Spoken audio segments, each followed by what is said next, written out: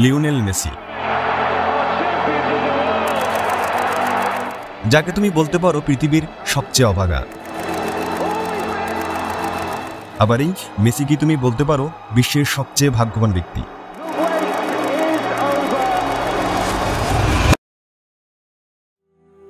আজ থেকে কিছু বছর আগে আর্জেন্টিনার সরকার একটি নিয়ম বানাতে বাধ্য হয়।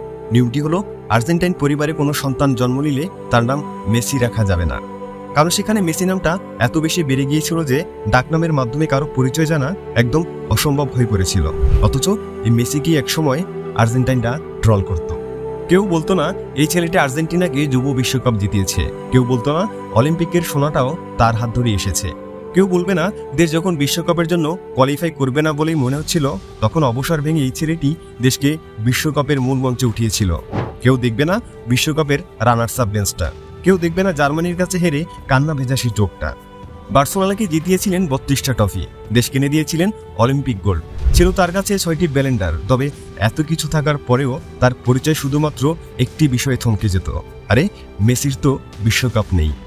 সবার মুখে মুখে শুধু এক কথা, মেসি তো দেশের জন্য নয় বরং বার্সেলোনার জন্য খেলে। অবশেষে অসহায় হয়ে সিদ্ধান্ত নিলেন ফুটবলটা এবার মাঠ থেকে তুলে নেবেন, কিন্তু শুধুমাত্র দেশের দুর্দশার কথা চিন্তা করে আবারও বলটা তিনি হাতে তুলে নিলেন। ফিরে আসলেন আবার সেই রূপকথার সে জগতে। তবে এবার তার আগমন সাধারণ কোনো আগমন ছিল না। মেসি ফিরে এসেছিলেন রাজকীয়ভাবে তার রাজ্যটা নিজের করে নিতে। তিনি এসেছিলেন সবার সামনে মুকুটটা মাথায় তুলতে, বিশ্বকাপের সোনালী ট্রফিটা উঁচিয়ে ধরতে, আর সেটি তিনি করেও দেখিয়েছেন। রক্তাক্ত এই বাবাটা সকলেই দেখতে পেত, কিন্তু সমালোচনার ক্ষততে রক্তাক্ত এক চ্যাম্পিয়নের অন্তরের ক্ষতটা কেউই দেখতে পেত না। সৃষ্টিকর্তা দুহাত ভরে তাকে দিয়েছেন, শুধু দেননি অধরা সে বিশ্বকাপটা। কিন্তু যখন দেখা গেল ও একটি বিশ্বকাপের জন্যই কিছু করতে নিজ হাতে তৈরি করা রত্নটা জ্বলে পুড়ে কয়লা হয়ে যাচ্ছে, ঠিক তখনই যেন সৃষ্টিকর্তা তার দিকে চোখ মেলে চাইলেন আর বললেন, ওই একটি বিশ্বকাপে যদি শেষটা সুন্দর হয় তাহলে বরং বিশ্বকাপটা মেসিরই হোক। 1987 সালের 24শে জুন দিনটি ছিল পৃথিবীর জন্য খুবই গুরুত্বপূর্ণ, কারণ ওই দিন সাধারণ এক পরিবারে জন্ম হয় অসাধারণ এক ছেলের, যার বাবা ছিল একজন দিনমজুর। ছেলেটির দাদু চাইতেন সে যেন একজন ফুটবলার হয়, বিশ্ববিখ্যাত ফুটবলার, আর সেই আশা পূরণ করতেই ফুটবল জগতে তার পা। কিন্তু হঠাৎ একদিন যার কারণে ফুটবল জগতে পা রাখা সেই মানুষটিকে তিনি হারিয়ে ফেললেন, ভেঙে যায় সকল মনোবল। কিন্তু পরে ভাবলেন নক্ষত্র হয়ে যাওয়া দাদুর স্বপ্ন পূরণে পৃথিবীতেই তিনি হোয়াইট বেন এক উজ্জ্বল নক্ষত্র। কিন্তু ছেলেটি যে ছিল অভাগা। মাত্র 10 বছর বয়সে গ্রোথ হরমোন ডেফিসিয়েন্সি এক রোগে আক্রান্ত হয়, কমে যায় তার শরীরের গ্রোথ। আর ফুটবল এমন একটা খেলা যেখানে খেলোয়াড়ের কাজ খুবই গুরুত্বপূর্ণ। 10 বছর বয়সে যদি এমন পরিস্থিতি হয় তাহলে বেশিরভাগ শিশুই হার মেনে নেয়, কিন্তু মেসি তাদের মতো ছিল না। এই রোগের কারণে তাকে প্রতিদিন পায়ে ইঞ্জেকশন দিতে হতো। 10 বছরের একটি বাচ্চার কাছে এটি নিঃসন্দেহে একটি অসহ্যকর যন্ত্রণা ছিল, আর তার চিকিৎসার জন্য প্রচুর টাকা খরচ হতো, যা তার পরিবারের পক্ষে চালানো একেবারেই অসম্ভব ছিল। বাবা ছিলেন সামান্য শ্রমিক, আর তার মা কাজ করতেন লোকের বাড়িতে। কিন্তু মেসি থেমে যাননি, করতে শুরু করেন কঠোর পরিশ্রম। শরীরের অবস্থাতেও তিনি খেলতে চলে যেতেন, যার ফলাফল তিনি খুব শীঘ্রই দেখতে পেয়েছিলেন। একদিন মেসি খেলছিল, আর সেই খেলা দেখতে এসেছিল বার্সেলোনা ইয়ুথ ক্লাবের প্রেসিডেন্ট। মেসির খেলা দেখে তিনি মুগ্ধ হয়ে যান, সাথে সাথে চলে যান তার বাবা মার কাছে। বাবা মার কাছ থেকে মেসির গ্রোথ হরমোন সমস্যার কথা শোনার পর তিনি বললেন মেসির চিকিৎসার সকল খরচ পুরোপুরি তার টিম বহন করবে, তবে তার পরিবর্তে মেসিকে স্পেনে গিয়ে বার্সেলোনার ইয়ুথ ক্লাবের হয়ে খেলতে হবে।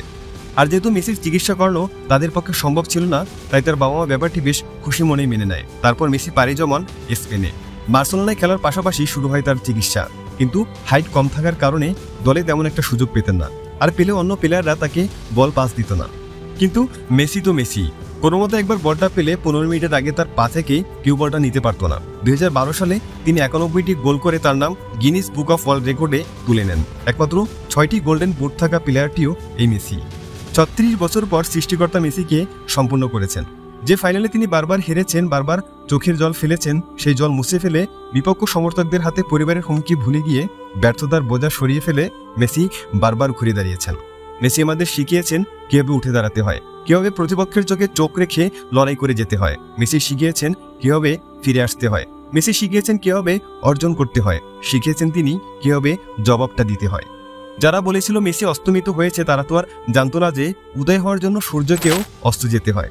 জীবনটা এখনো ফুরোয়নি, মেসি এখনো ফুরোয়নি, এখনো নিজেকে পরাজিত বলে হাল ছেড়ে দেওয়ার সময় আসেনি। এই ক্লাসবিহীন চাকরি না পাওয়া, প্রিয়জনের মৃত্যু, হতাশা, ফ্রাস্ট্রেশন, না পাওয়ার ট্রল, এগুলোই তো সাফল্যের খুঁটি। কে বিশ্বাস করবে যে মানুষটা মাথা নিচু করে রিটায়ারমেন্ট নিতে বাধ্য হয়েছিল সেই মানুষটাই ফিরে এসে কোপা আমেরিকার বিশ্বকাপ জিতবে?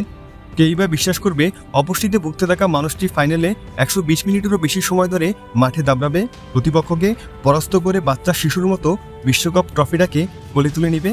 ভবিষ্যতের পৃথিবীতে কে বিশ্বাস করবে যে এই পৃথিবীতে এমন একজন মানুষ আছেন বা ছিলেন যার জন্মই হয়েছিল রূপকথা তৈরির জন্য?